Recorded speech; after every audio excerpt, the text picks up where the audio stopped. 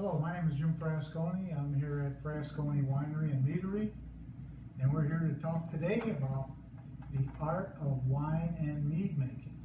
In front of me are quite a selection of the meads that we make and the wines, the medals that we've won at the Houston Livestock and Rodeo Show and some other wine competitions. So today we want to talk about the first wine ever made by man, and that happens to be a wine made from honey. Now, honey's kind of funny. In the beehive, the honey's got 68% sugar in it, and when you try to use a yeast to eat that sugar, it doesn't like it. So in order to get your first ferment, which creates your alcohol in winemaking, whether you're making wine with honey or wine from a grape, the processes are a tiny bit different in the front end, but the rest of the process is the same. So what we do to make a mead, just a basic simple recipe, is you take water, and you want like city tap water or well water, because you want the minerals and vitamins still in the water, and you dilute that honey down till by volume you'll have about 25% sugar. Now when the yeast eat that sugar, it's going to create approximately 12% alcohol. Now that's what we like to shoot for in our honey wines, 12 to 13%, unless we're making a port style wine, and then we'll crank it up to like 18%. And usually what we do to that is we add extra spirit to the wine. So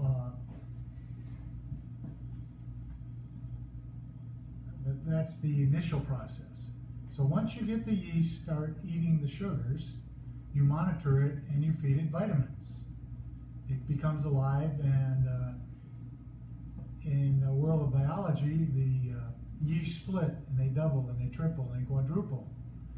And as we feed them oxygen for the first 7 days, they multiply from 75,000 live yeast samples to over 2 million in a couple of days. And then we need to, after 7 days, we need to seal up the container and try to eliminate the oxygen in the atmosphere for the yeast, and let the yeast eat the oxygen molecule out of the water. So that produces CO2 gas and alcohol. So now we have two components, and so we want that CO2 gas to escape and the alcohol to stay in, but we don't want any more oxygen to come in. So we use a one-way gas valve called a fermentation trap. It's the same as the P-trap under your sink at home. It's nothing more than a gas valve. So we monitor that for about 15 days, and at the end of the 15 days, the product, whether it's made from honey or from grapes, has reached its full alcohol potential, usually between 12 and 14%, depending on where we started out at the sugar level. Like I said, the only difference between the mead or honey wine is that it's made with honey and water, and a red wine's made with red grapes, and a white wine's made with white grapes. And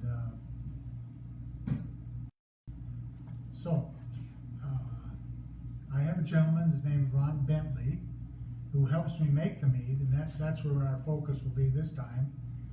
If you're interested in grape winemaking, you can come to the winery. We have a class that we'll be happy to teach you, where you'll make your own 5 gallons of wine. And it's fun. You can take it home with you. You let it age. You can come back and bottle here. Some people have asked me, well, how did I get into mead making? Well, my wife and I were fixing up houses, and we had one house that was full of bees. And so I got on YouTube and learned how to take bees out of a house. And we had all this honey. And so we started making our first batch of honey wine. But I didn't know many recipes. So I joined a bee club, Liberty County Beekeepers. And lo and behold, some of the folks on the board were Renaissance reenactors. So they had lots of recipes at their disposal, since we're talking about a very old wine. And that's how I got introduced to Ron. And I'll turn this show over to him in just a minute or two. So going back of mead, what I like to talk about is, since it was the first wine made by man, we've noticed through the history books that it was the Vikings and that drank a lot of mead. You see that in the movies. And they had what was called mead halls instead of beer joints. And they would slosh their cups in the open vats, and they would drink it whether it was finished or not.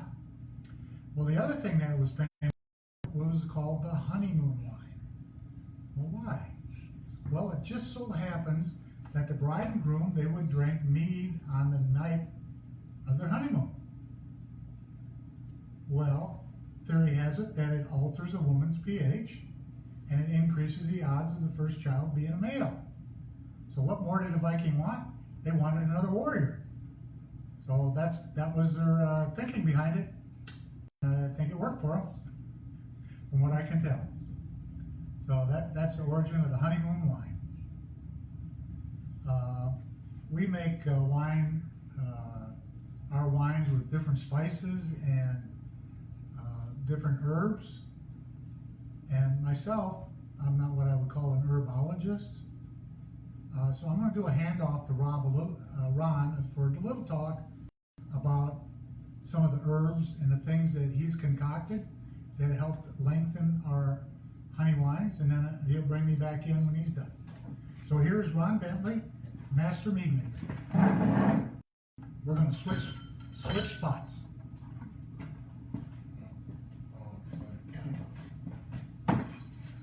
Talk about spices. Hi folks, I'm Ron. Jim's a hard follow. He's pretty much summed it up fairly well. I've been making mead for maybe 16, going on 18 years. Between me and Jim both, we've got over 50 years experience with wine and mead both.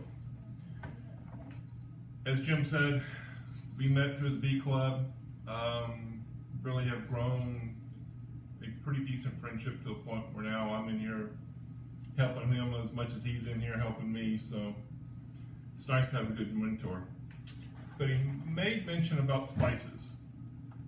I use probably anywhere up to the neighborhood between 30 to 80 different spices. So I have a very large palette that I can more or less direct flavoring to that I'm looking for. A lot of times the honey will come in, we'll taste the honey, figure out where we want to go with it, figure out new recipes, and I pretty much experiment with that at the house, and then we'll come in and do the large batches once we figure out what we would like to do. Some are hits, some aren't, but as you can see, more hits than we've had nots.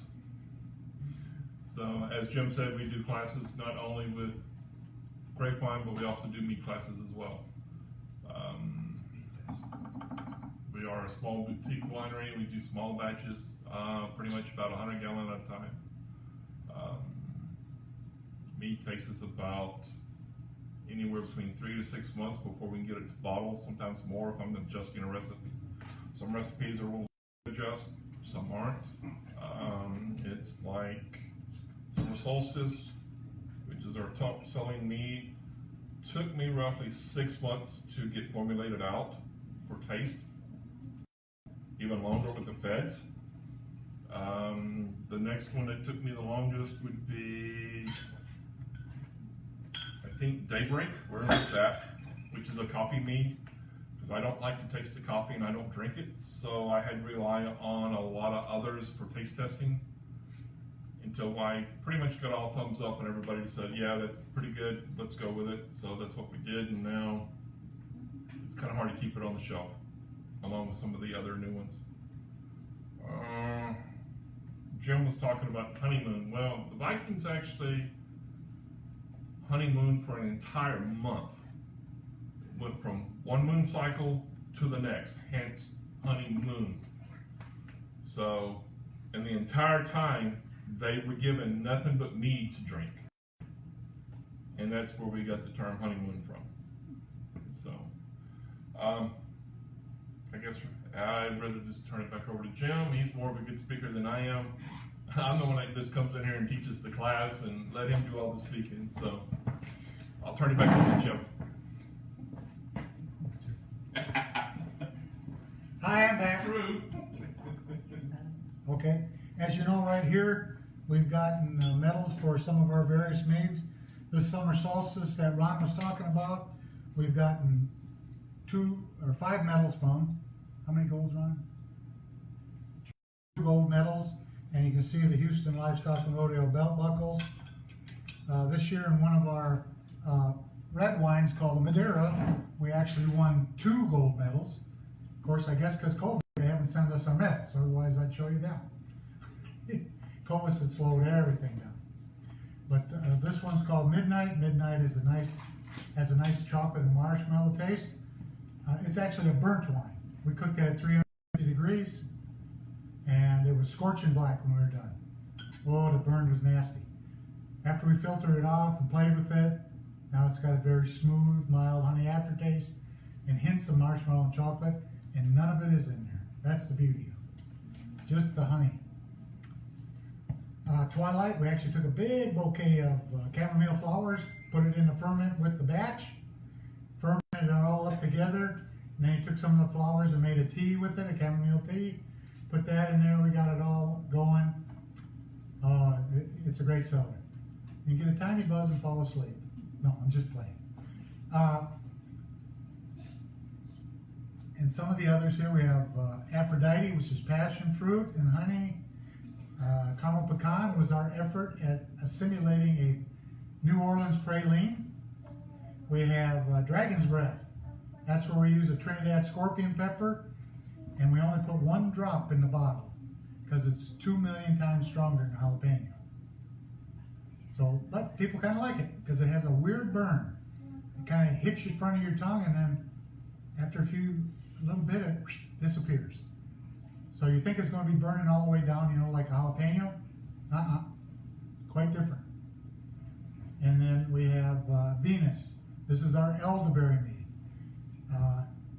It's one of our most popular sellers too, along with summer solstice. I have a question. Yes. Is mead best drunk at room temperature? It actually depends on the mead itself.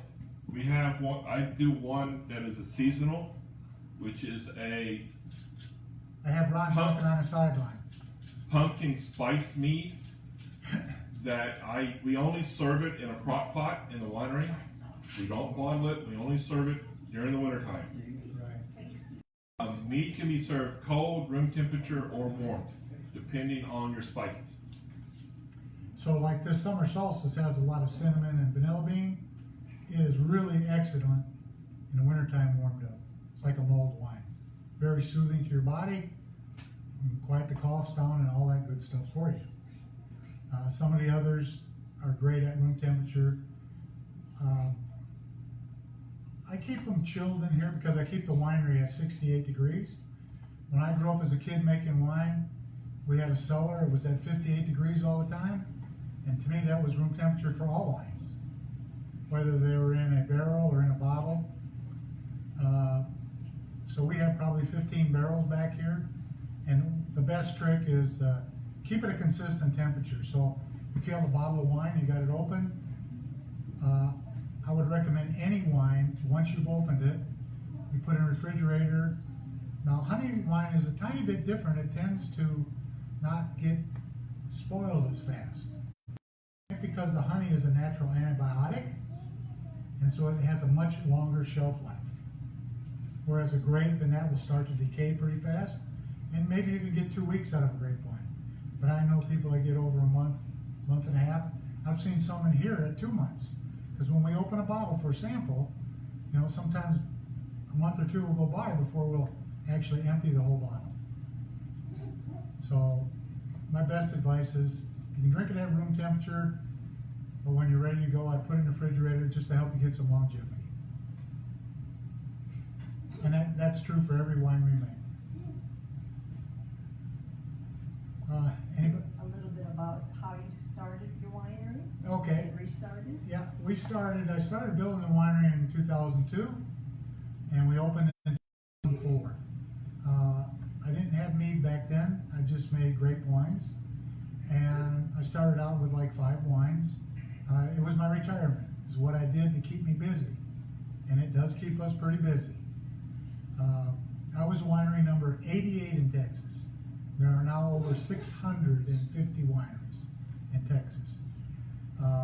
It's been a great business. It still is. It's considered an agricultural business, so we get the same tax perks as any farmer does. I do grow probably 4 acres of my own grapes, and I co-op 2 20-acre vineyards in North Texas. And that's where all they do is grow grapes, and they contract with us to come get the grapes. So a 20-acre vineyard will probably produce 40 tons of grapes. So the most we've ever done in a year is 15 tons. And we do about 10 to 15 55-gallon drums of honey a year. And then several tons of the different fruits that we make. Unless it's a hard to get fruit, like I do fig wine, it's from our fig tree, so I only get enough to do 5 gallons. The Mayhaw we get out of Louisiana, we get enough to do 20 gallons. So those are our little specialty items. The pears come from the pear tree across the street. I can do 20 gallons.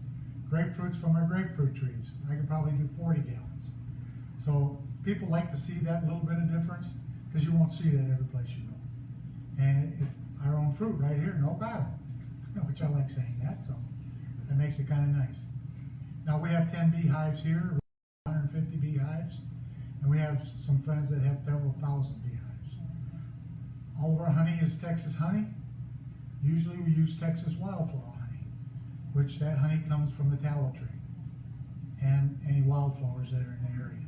It's a very nice, strong honey, and it gives our meads a very unique flavor.